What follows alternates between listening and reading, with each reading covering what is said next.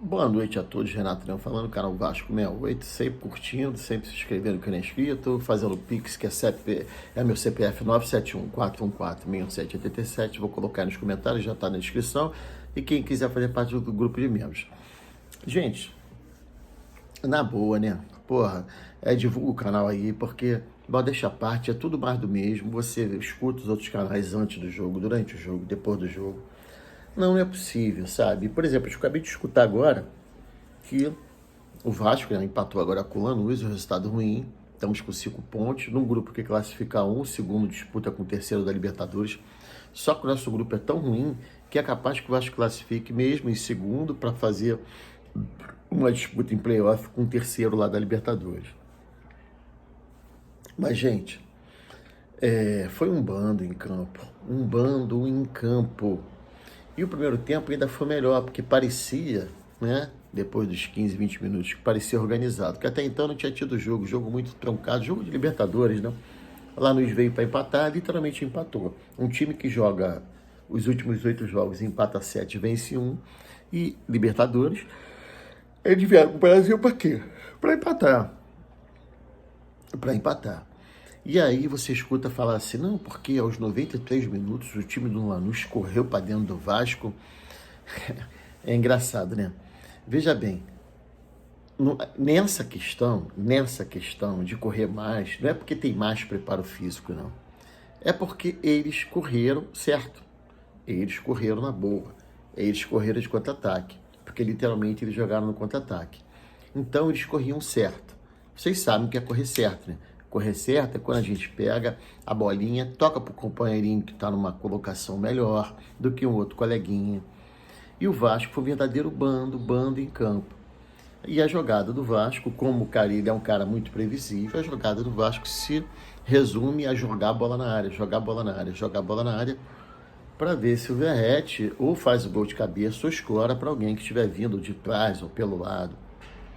Aí o Fábio Carille tenta fazer a substituição, tirando o Coutinho, Jair colocando o Paulinho e o Adson, mas o time é desorganizado. Teve uma hora que dava até vergonha de ver. Aquela coisa de pelada, um dá canelada, bate no outro, o outro vai, bate no outro, que vai, bate no outro, não sei o quê. Aí vai aparecer aqueles que viram o jogo do Império do Mal na altitude contra a LDU.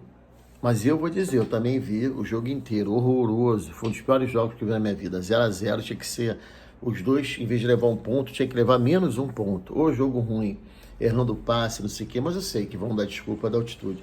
Só que no caso do Vasco, a gente estava jogando em casa, depois de fazermos um jogo certinho contra o Flamengo, organizado. Como é que de sábado para agora o time fica essa bagunça?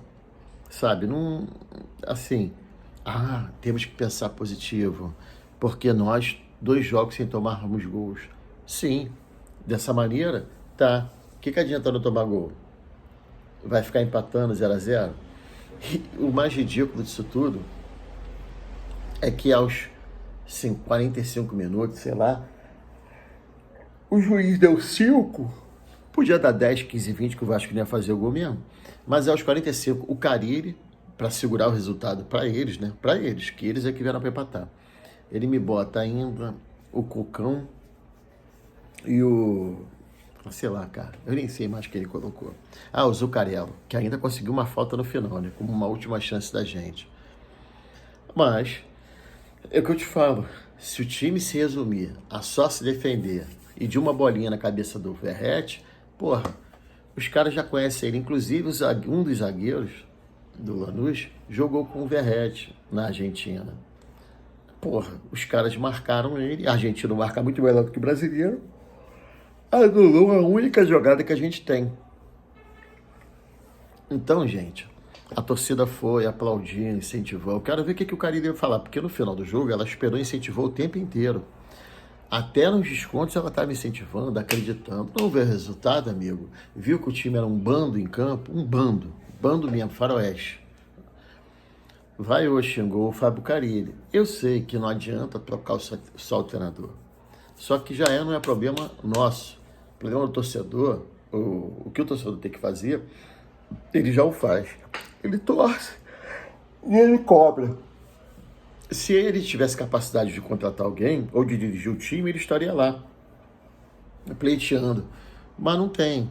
Cabe a ele torcer e cobrar. Agora não vai cobrar? Tá bom assim do jeito que tá? Não tá. Agora a gente vai pro próximo jogo contra o Cruzeiro, né, em Uberlândia.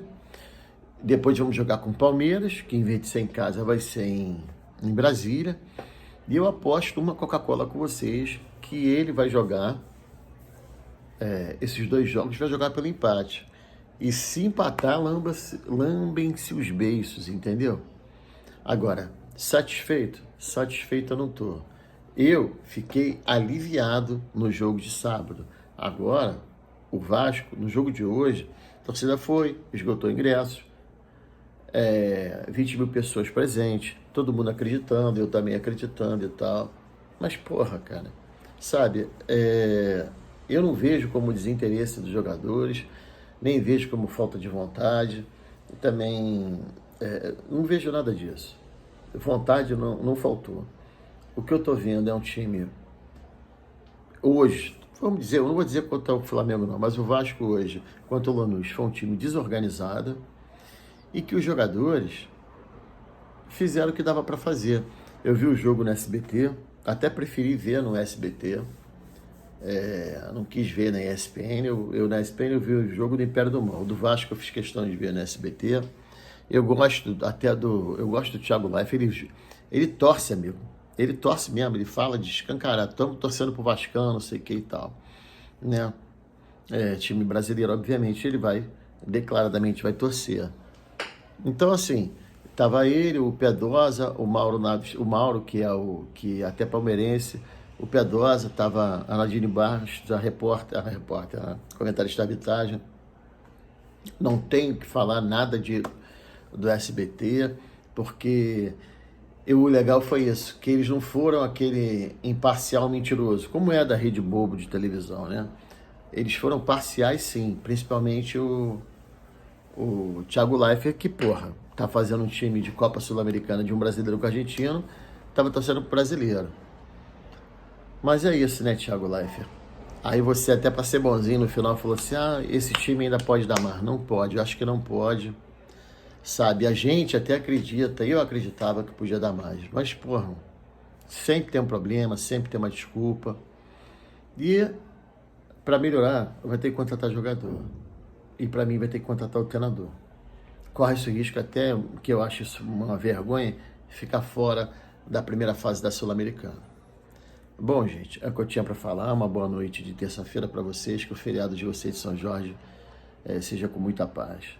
Que Deus, Jesus Cristo, Nossa Senhora, Espírito Santo de Deus, todos os santos, todos os anjos, abençoe-nos e vossas famílias.